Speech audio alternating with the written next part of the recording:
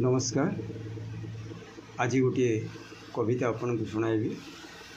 आज ये स्वाधीनता उपरे कविताटी जे मैंने देशपाई निज जीवन को बलिदान देते तांकरी उपरे कविता कवितार शीर्षक तांको सलाम कर।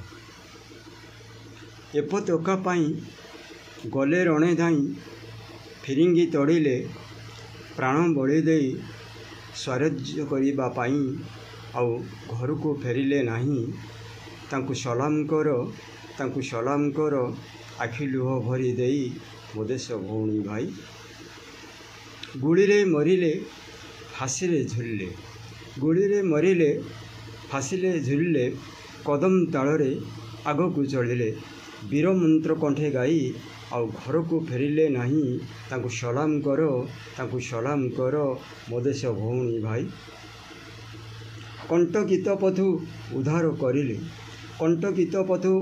करिले रक्तरे भिजी कथा कहूतिले स्वार्थ को आहुति देई आउ घर को फेरिले नहीं तांको सलाम कर मो देश भौणी भाई आखि लुह भरी दे। त्याग तपस्यार मानदंड धरी स्वाधीन आनिले निज बुकु चिरी इतिहास गले होई आउ घर को फेरिले नहीं तांको सलाम कर मो देश भौणी भाई आखि लुह भरी दे।